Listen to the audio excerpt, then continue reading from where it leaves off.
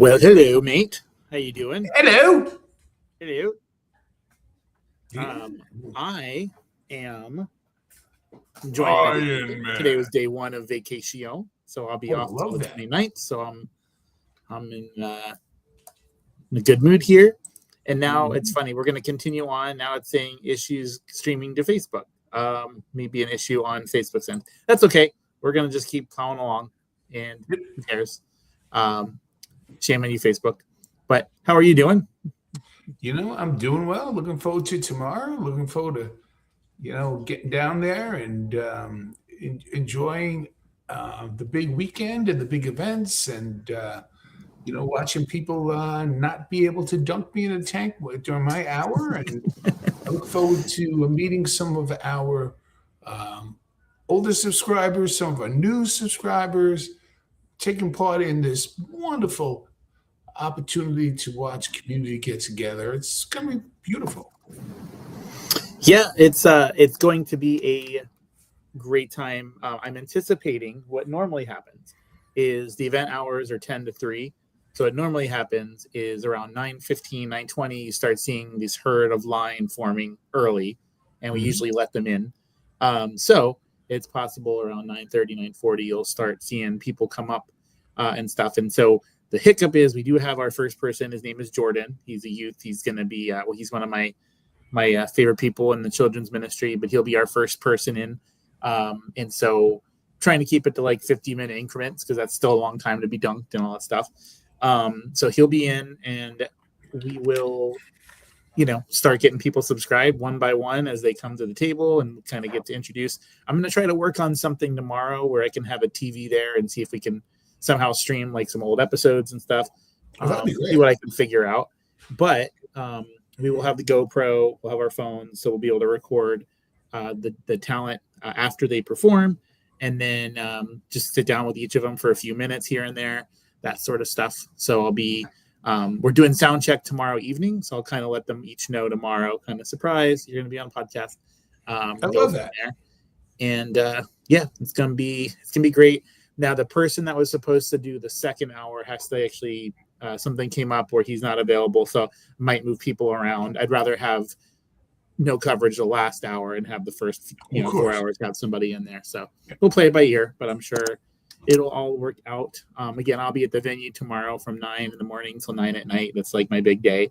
So what you call offline, we'll chat about, once you get in town and if you're going to come tomorrow at all or just come Saturday, we'll play it by ear. So, but before we continue on, we got to give a shout out to some folks that you'll also see at the extravaganza. And as of course is Nashville Tax Solutions. See them at the ticker at the bottom of the screen. But Darren, for those that live under a rock, let us know who Nashville Tax Solutions really is.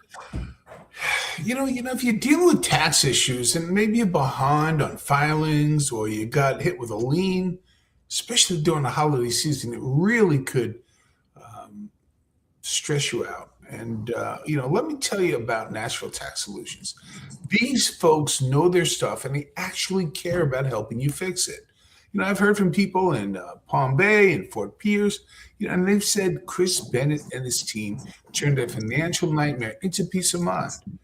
That's the kind of help that you need when you're going through something like that. You need people like that on your side. So if tax stress is keeping you up, call 855-627-4829.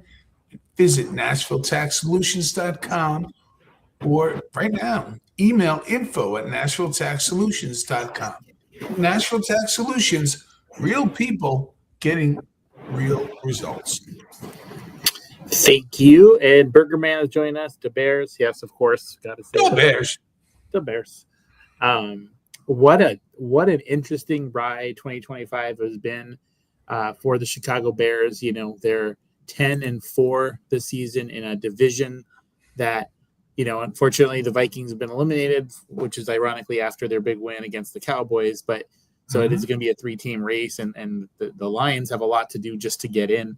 But what's crazy to me, Darren, about that whole division is like how a team goes from 1 to 7 to 2 to 6, just like that, because each division winner has to make it and stuff. And there's a lot of like the Seahawks that may not win the division, but that are just killing it. So that's just how it is. And Yep. I get it. I would never want to see a world where division winner doesn't get in the playoffs or gets the 7 seed. Like winning the division, you should get something. There's really no way 100%. around it. But so yeah, ideally you don't want to have a team. Unfortunately, I'm a big Panther fan, but ideally a 7-7 team should not stumble in the playoffs. But you do get a prize for winning the division, so it is what it is. With that, but you think that this Chicago Bears team will they finish? They got a big game with the Packers this weekend, but is this the division leader, or are we looking elsewhere? I'm rooting for them. I'm on record as saying I'd like to see the Bears because there's something very interesting about the Bears. Monsters of the Midway. They just, and especially with the fact of that they might be eventually going to a new place to play. And it's the Bears, and I like the Vikings as well, but I want to see them do well. I definitely want to see them do well. I want to see your Panthers now. You got me rooting for them. Do well. And, forever the Bears have been known for defense and not having a great quarterback. I like their quarterback. Is it the greatest? No, but he's better than average. And I like the way they play. I love the run. As an old college offensive lineman, I'd run the ball like all the time because you eat clock, you gain yards. Yes, they do. They do need to win this weekend, and I think they will. Yeah, I think they will. I think that, and they play. Are they Sunday afternoon, Sunday evening? I'm not quite sure. I don't know if they started flexing those games yet. That's a very interesting. Either way, we'll be watching some football together on Sunday. So either way, yes, absolutely. Where we'll be somewhere, but yeah. Yes. But so this video, I wanted to, we are diehard baseball through and through, and it's less than 100 days now till opening day, less than 432 days since the Mets have a chance at competing. But remember, they changed. Listen, no, I'm stop what you're doing. Remember, they changed the rules this year, and David Stern's on top. The team with the most second basemen win. So so we're set. We're set. Yeah, that's really horrible, horror show. I'm waiting for a package where we ship them all off, but I would just please here or there. But so talk about the Chicago Bears. One thing I'd like to mention. So if you saw and I apologize, the original thumbnail had it. I'll have to edit that afterwards, the fact. But that you saw Paddington Bear there talking about could we be seeing the Gary Bears? And obviously the name would never be Gary Bears, but but there is a very and it could be blowing smoke, and a lot of times that's done purposely to kind of force the issue a little bit like that. But there's a very likely scenario that the Bears will not be playing, obviously, in Shoulder Field. At some point, they'll be elsewhere. They have the smallest stadium. They only have, which I say only, but 61,500 seats is the smallest capacity of all 32 stadiums. But there's a realistic possibility that they could be playing elsewhere if the stadium, because they've been patient. And it's just weird to see a team doing so well and see that statement come out in the middle, well, not middle of the season, but right in their big, this is a big hurdle these last 3 weeks for them and stuff like that. So your thoughts when all said and done, do you feel like they're going to find a home right there in Chicago, or what are you thinking? The thought of them going to Indiana. Ready for the pun? Are you ready? You ready? The thought of them going to Indiana. I've heard of stranger things. Thank you, kids. I'll let myself out. No, yes. Look, they used to play at Wrigley Field, which had a lot less than 61,000 people. And if you ever see, they would never let that happen today, because if you ever see those games, like, look them up on YouTube, the corner of the end zone was the brick wall. So it was really bad. And Soldier Field, I've never gone to a game there, but I've been outside of it. I've been to Chicago a few times, and it's kind of like just there. It is in the middle of Chicago. They're definitely gonna, baseball is wonderful for downtown. Like downtown Baltimore, downtown, in the city. But they're gonna have to find a place that they can fit 70, 80,000 seats, and it's really. Think of a high school state, and I mean this lovingly. I love the big columns at Soldier Field and what they stand for, but it's basically a big college, not even a college, a high school stadium on steroids. That's really all it is, and it's open and windy and right on the water. It's nice, but yeah, they need a new home. But I would love for them to stay in Illinois. I'd love for them to stay in Chicago, right outside of Chicago. But who am I to judge? The New York Jets play in New Jersey. The New York Giants play in New Jersey. The Dallas Cowboys play in Arlington. Right. And, if they do wind up somehow in Gary, they'll still be called the Chicago Bears. I'm sure that'll save it. But it would just be awkward. And I don't know what the answer is, but I can't believe that they wouldn't get a job done. I think this is just blowing some smoke to try to push the issue is really what it is. But you know what? On a serious vein, think about it. Oakland, you never thought that they would lose one team, much less they lost the Warriors. They moved to San Francisco. They lost the Athletics, who are now in, Sacramento, and they're on the way to Vegas. And they lost the Raiders, who are already in Vegas. It happens. Think about this.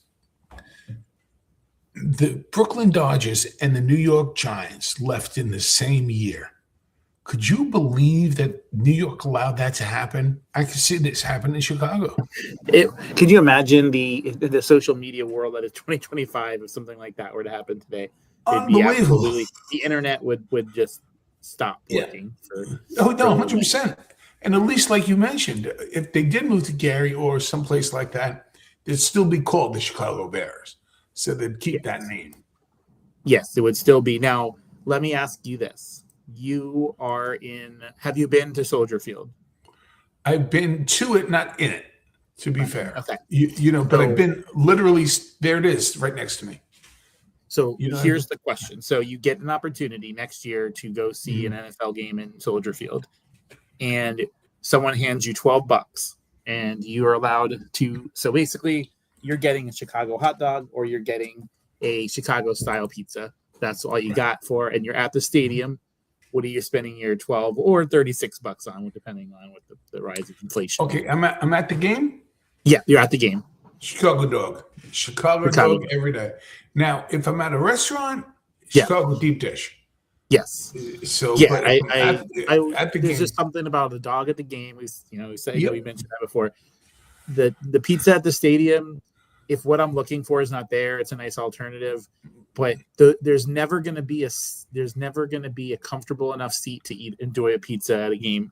There's just not. It's the big box and you're rubbing elbows with the people next. It's just not the right thing for that. So, I don't want to rub elbows with that stranger and cause a fire for friction. I mean, what are we doing? Yes, right. So, but no, I agree with you. Same thing there. It's got to be the Chicago dog. Now, for those that don't know, the Chicago style dog, it's a poppy seed bun. It's mustard, there's relish, there's onions, tomatoes, peppers, pickle spears, celery salt. No ketchup, though, correct? No ketchup. No ketchup. Evil. Not a Chicago dog. No. Not on Chicago. No. Now, we have a place here called Mustard's Last Stand. It's in downtown Melbourne. I like that name.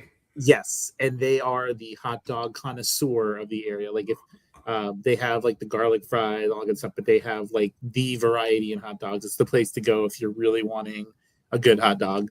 It's something for a cheap price. That's definitely a must do. So when I'm down there this weekend, if we can, I'd like for us to do that. And when you come up to Cape Cod, you got to come to the Lunchbox and have some Jag. Okay. Yep. And it's not too far. One nice thing, everything's kind of close and local here. I think Mustard Last Stand's about. I just love that name. 12. Yeah, it's 12 minutes from the church, so it's not too far. That's great. Yeah, that's a good one. Now, the downside is on a Sunday, you're not going to go there to watch the games and stuff like that, but we'll try to make it happen. I'm sure it'll be easy. Actually really close to where you're going to be staying too. So, but yeah, so before we continue here, guys, just a quick reminder, not only will tomorrow is the preview of the extravaganza. We'll be kind of setting up and everything like that. So I'll probably shoot out a video. You might see me at the venue tomorrow night with a quick video. But on Saturday, we will be live from the extravaganza. Darren and Eileen will be going live on the podcast, just enjoying the atmosphere and all the good stuff. We'll have some recorded videos with several of the top 8 finalists for the Extravaganza's Got Talent competition. So that's going to be super cool. If I get an opportunity, I'd like to be able to, in this episode here, before we shut down, just show a quick snippet of some potential people. But that's going to be Saturday. We'll be live. We'll be recording all that good stuff. And then on Sunday, there's a very good chance that we might be live together for the big episode. Because why not, right? We're here, both be in the same place at the same time. I love that. Yeah. So love that. And then, of course, you got the holidays and stuff. But coming up, we'll send you the details. We'll post it on social media. I want to give this a good promotion. But we're going to have Hockey Week coming up. What that means is going to be 3 consecutive episodes. It'll be a Thursday, a Sunday, and a Thursday of just nonstop hockey talk, variety. Yeah, so keep an eye out for that. That'll be coming right around the holidays or just after the holidays. So some good stuff coming your way. I just wanted to put that out there into the stratosphere. But Hockey Week on the way. Some good stuff to come. So love that. Getting back to the whole thing. So one thing I want to talk about. So one of the, obviously, if you're going to go to Soldier Field, one part, any stadium you're going to go to is the tailgating experience. So what is your thoughts or your experience? I know I went to that one Jets game one time, Jets Dolphins, and got to see a little bit of the New York Jets tailgating experience. But what, for those that have heard about it, just haven't been there, like, what is that really like? What is that environment? Okay. When do you have to go? How early? All that kind of stuff. So I must tell you, whether it's at Chase Stadium or the Meadowlands, the New York Jet experience for tailgating was wonderful. Some places you can't really tailgate. Tailgating basically at its essence is you get there way before the start of the game and you're just with good friends, or you're with people that have season tickets like you do, or just like to go and you meet strangers. Part of the fun is, let's say that Eileen and Mike, I'm being very serious now, went to tailgate.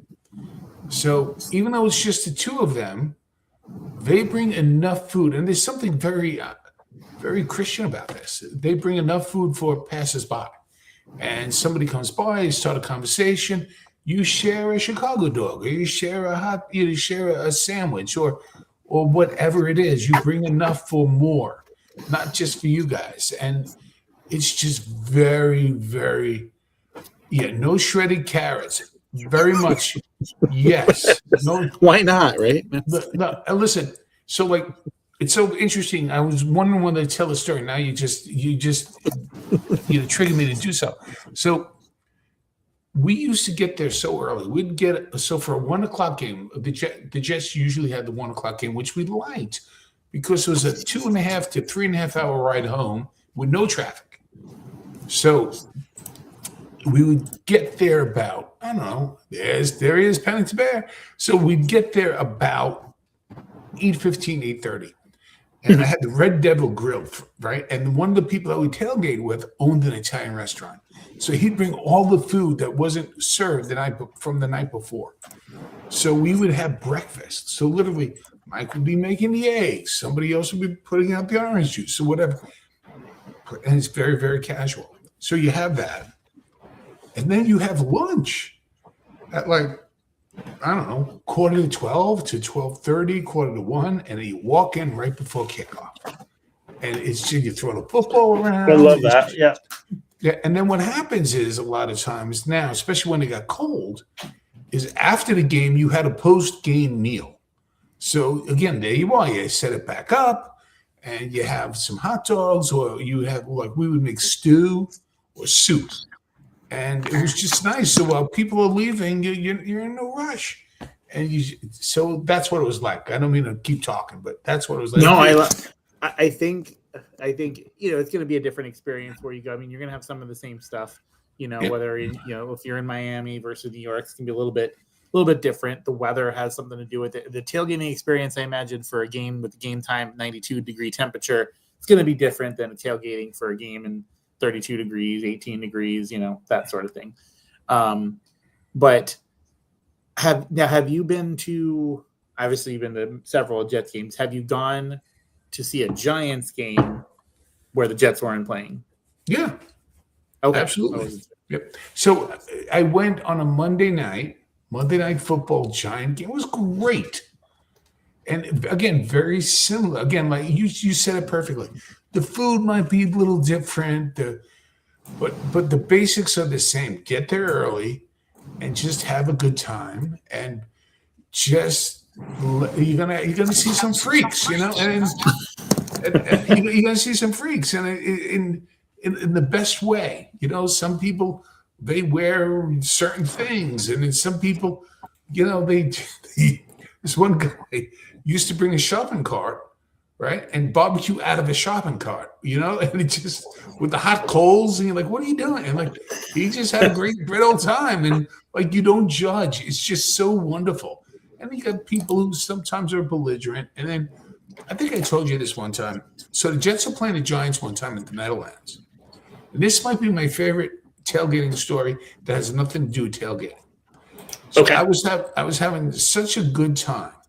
Say it would be with you, and say with Kevin, and Soup and whatever, like Burger Man. Let's say we're all together, and we're just enjoying each other's company. Jets about to play the Giants. Both teams were pretty good at the time. It was about 5 minutes to 1, and I was just having a good time. And then there's a kid with his dad or uncle or whatever, and they're trying to buy some tickets from scalpers. Okay. You could tell the kid was getting really, really anxious because he wanted to go to the game. He's got his Jet jersey on or his Giant jersey. It didn't matter. And I just remember, not because I was altruistic, but I was like, hey, here. And they're like, are you serious? I was like, yeah, take my tickets. And because I had 2 tickets. It was me and Patty's husband, Steve. And we're like, yeah. He goes, how much do you want from him? I go, just take them. And his face I'm getting all verklempt right now. His face just opened up. I was having such a good time with Mike and Soup, and and just we're watching the game on the TV anyway. We're cooking, and like, we didn't even go to the game. Jet Giant game.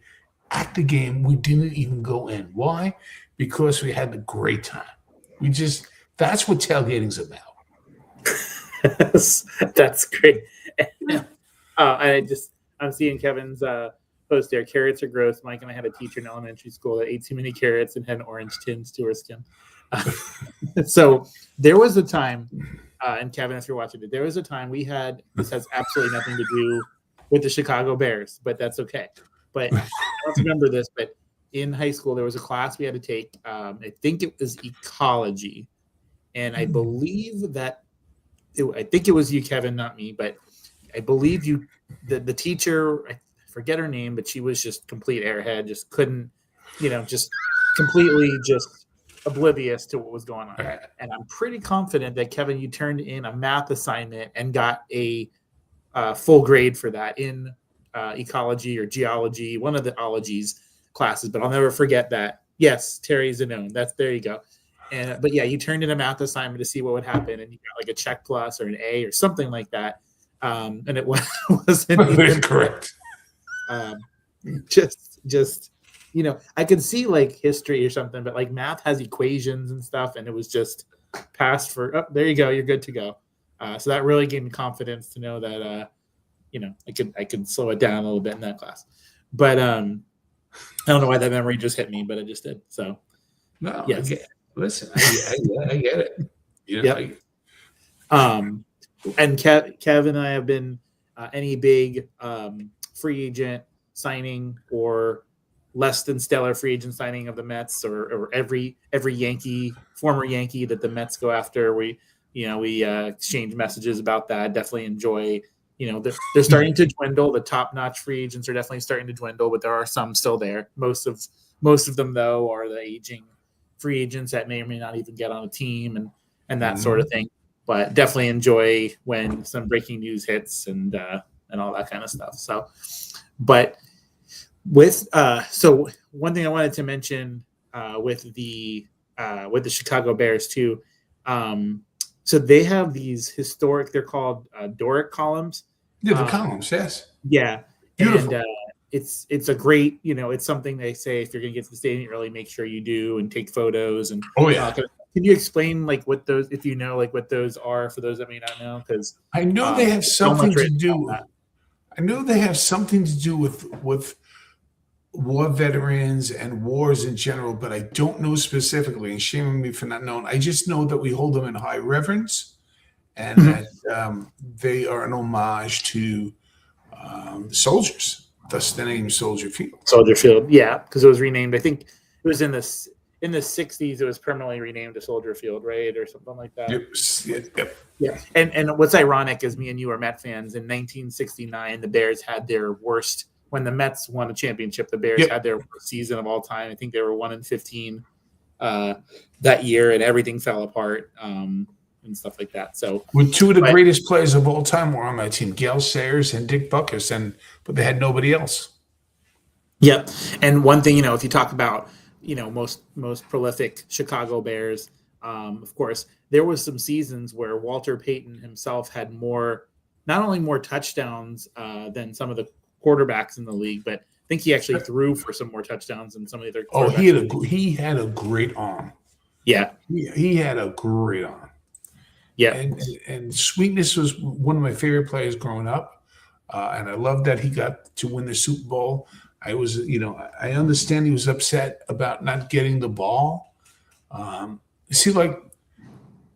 the coach.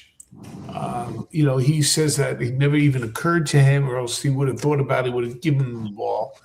But you can't give a defensive lineman who's playing fullback, the fridge, a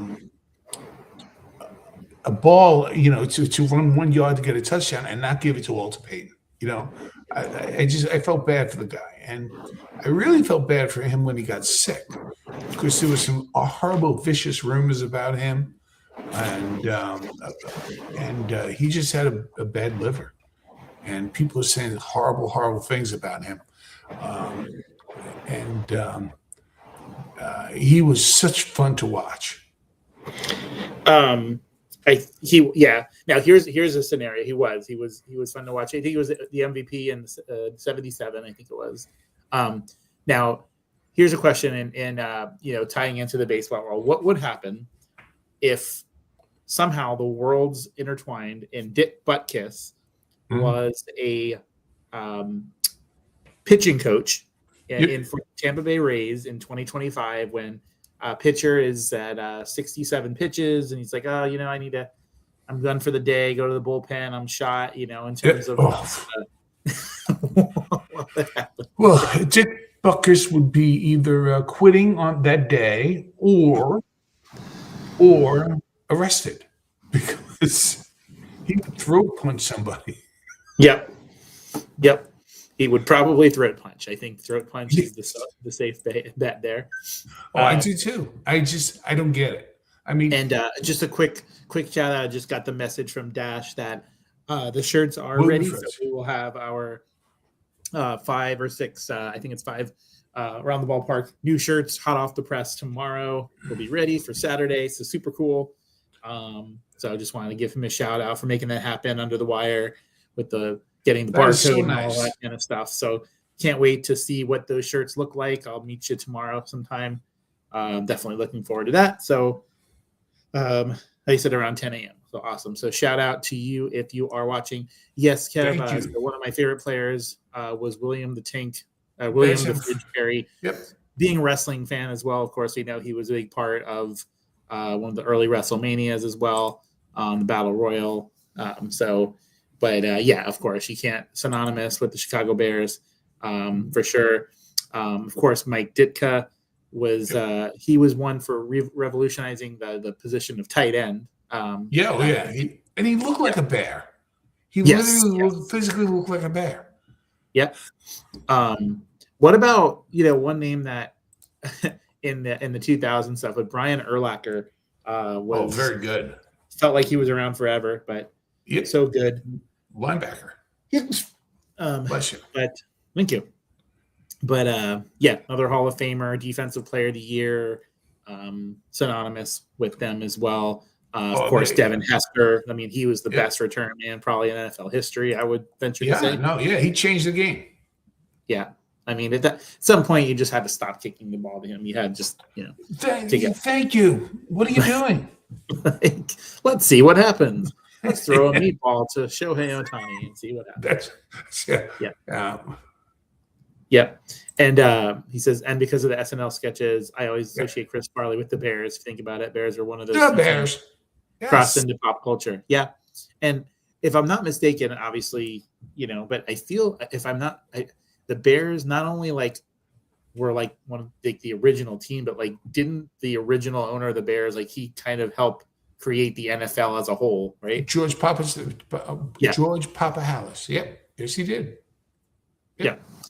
So okay, he was absolutely. Yep. And I was a big Jim McMahon person. Funky QB, and I liked him with BYU. He was the quarterback for their Super Bowl winning team in 85/86 when they destroyed New England. Destroyed it. I mean, destroyed them. Yep. Yeah, I mean, Tony Eason was the New England starting quarterback who was a frightened soul who literally took himself out of the game because he was just getting beat up too much. That's right. Yep. Now, because one thing too, when you talk about Soldier Field, because one thing that's pretty crazy is even with the harsh climate that they have there, they use natural grass, and so it's difficult to maintain with and of course. So players criticize that. So I'm sure that would be part of the, whenever that is, it's a new stadium. But did you know, fun fact, that back in 1940, they actually won an NFL game by a score of 73-0 over Washington. Just a fun little fact. I can't imagine that would crazy happening today. And they also have the most Hall of Famers of any NFL team. So that's a fun fact as well. And then one thing I thought was kind of ironic in the 30s was pretty neat. They actually trained at a Catholic seminary back in the 30s. They had training camps at different religious schools and seminaries, and players would sleep in dorm rooms, and they had strict curfews. Well, no, that I didn't know that that it was at certain institutions like that. But I remember those days where they would literally sleep in college campuses and dorm rooms. Yep. That is it's good stuff. And I think also what do you call it? Where was it? And then in 1932, this is the last fact I saw that was really interesting. They actually played a game on a frozen lake. Ooh, that had to be cool. Yeah. It said Bears and the Portsmouth Spartans played an indoor playoff game at Chicago. So it was a playoff game at Chicago Stadium. Field was shortened, hash marks were invented, and goalposts were moved to the goal line. Goalposts were moved to the goal line because of space issues. And then conveniently, the NFL rules changed forever after that. So a lot of people don't realize that for quite a while, even like when Joe Namath was playing, the field goal was actually right at the goal line, not in the back of the end zone. It was at the front of the end zone. Yeah. Yep. So you can run the pick play. You could run toward that, goalpost and try to kind of use it to block out the defender. It's kind of cool. Yeah. And then another one here I wrote down, or I jotted down, that the C, the logo, is not actually standing for Chicago. The wishbone C stands for club, not Chicago. Really? I did not know that. I just learned something. That's kind of cool. Yeah, that was interesting. And they, of course, beat the Giants to win the first ever NFL championship game in 1933. almost 100 years, what, 80, 90 something years ago now. That's insane. So, but yeah, getting back, we talked about, you were mentioning George Halas, but like, because the league itself almost collapsed back in the 30s and 40s before became so popular, and all that kind of stuff was actually could have been a thing there that didn't even, might not have turned out. But one thing I wanted to mention, again, has something to do with the Bears, but Kevin sent me a message about this before we went live, about Joe Buck returning next year a little bit to do a game or two. I didn't get to read the whole article yet, but did you see anything about that? No, I did not. Yeah. Tell me. That's in cool. in 2026, it's going to be for because there's 30 games that are going to air on ESPN with the MLB partnership for ESPN, and but it said Joe Buck would be on the call for at least one of them. I think it's for Mets Dodgers, go figure. But of course, that first game with Edwin Diaz back in Citi Field. So let me ask you this, because we always got to chat about the Mets just for a minute before we shut this thing down. Taking fandom out of it, taking everything out of it, the majority of fans, Pete Alonso, boo or cheer, Edwin Diaz, boo or cheer from the fan base. I think, unfortunately, Edwin Diaz is going to get booed more so than he should, because I loved what he said. He said what I've been talking about. The Mets said, hey, here's your offer, 5 years, and there might be some wiggle room there. Dodgers said, I'll match your number. You tell me. I mean, and he wants to win.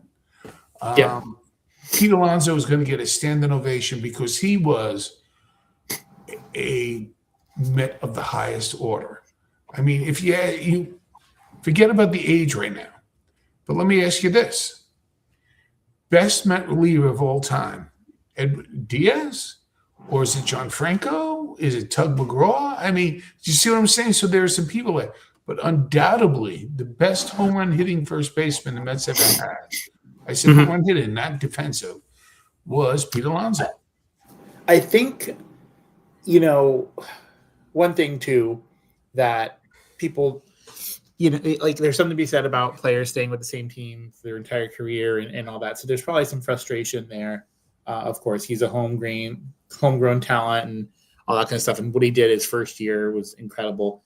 But when someone honors their contract, and if there's opt-out clauses and then they leave, like, they're not the this villain that we make them out to be. Correct.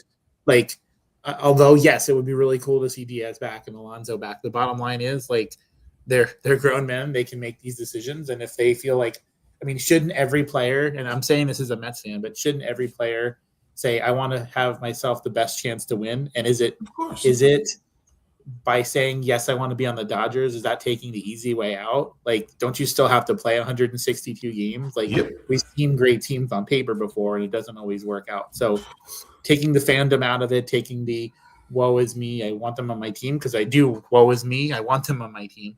But I think that he's just putting himself in the best position to win. So I think you hit a home run with that, no pun intended. I mean, the same, and I understand, like you said, fans being upset, as they should be, right? We're disappointed. But I think what he did was actually the best thing for him, his family, his legacy.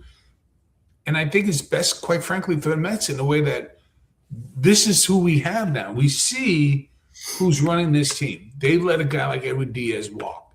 Now, the same people who are complaining about this are the same people who don't show up to work because their boss gave them the wrong shift. Or I don't want to get moved today because my boss wanted me in 5 minutes early, and I have eight vacation days, and I'm going to use them. Well, let's extrapolate that. Edwin Diaz has an out clause in his contract. He's using it. So unless you're going to say, I'm not going to take my vacation days, I'm not going to take my call out days. Oh, now it's a little different. He's just honoring his own contract, like you on when you want to take a vacation. Yeah, and bottom line, we can put this on the manager. That's whatever. 100%. But at the end of the day, if the Mets did their business and they won last year, then we wouldn't be in this situation right now. Oh, 100%. I mean, it's not like we lost 30 out of the last 36 games, couldn't get in over the Reds, and here we are. Yeah. So And you knew the Reds weren't going to do anything in the playoffs. I mean, the Mets at least had a chance, but the Mets didn't allow themselves to have that chance yeah, because they felt like they felt like they could just turn it on, the old tortoise and the hare. And you know what? It doesn't work that way. Sometimes the ball doesn't drop in for you. And the Mets would just, you hear these things, they were arguing about politics and this and that. And what are you doing? I yeah, mean, you know, what a disgrace. and It's a disgrace. it is. And here and one of Kevin's comments puts it in perspective. He messaged me this earlier, but of course, well, yeah, I agree with you. Should definitely not get booed at all. But what I want to highlight from your comment is they're paying the two guys from the Yankees, Weaver and Williams, more than they would have paid Diaz. So, And, and do you feel better that the Mets improved themselves by getting Weaver? I don't. I don't. And then they signed some guy's been released from like more teams than whatever. This catcher, you know. right. But don't worry, David Stearns has a plan. Yes, we will. It's gonna happen someday. We're gonna find out that it's just lower level guy after lower level guy. Like at least make one splash by now. And I'm not calling Williams a splash, and Luke Weaver is not a splash. It's like a dip. I was gonna say by splash, if you mean splash by falling in the pool when you're wearing clothes, maybe that's what that is. But it's not from like a good splash. Terrible. Like you said, it's a nothing. It's like sweating in the pool. I mean, it's nothing. Yeah. So, Would you see a UFO? Yes, I did. I saw a UFO. They are real. What was I going to say? But yeah, so it says, wouldn't the Mets be a good example of you just can't buy wins? I mean, they spent, an insane amount of money to put last year's team together, and the whole Soto thing, like the contract being as high as it was, never good to spend that kind of money because when this stuff kind of happens, it's amplified times 10, right? So we can second guess should they have ever brought Soto in the first place. You keep hearing rumblings about him and Lindor and Lindor and McNeil. Bottom line, they had the talent. They should have produced last year. They did not, and they have themselves to blame. And us as Mets fans, we should be upset about it, but it's because we are passionate about the sport and passionate about our team. But at the end of the day, it can't be any ill will to the players. It's got to be all at the decisions that they're making, and we hope that at some point, someday, that it makes sense. But right now, it does not, and that's what it is. But kind of wrapping things up here, time is flying through by. Again, reminder, we will be live 2 days from now, I should say, at the Family Christmas Extravaganza.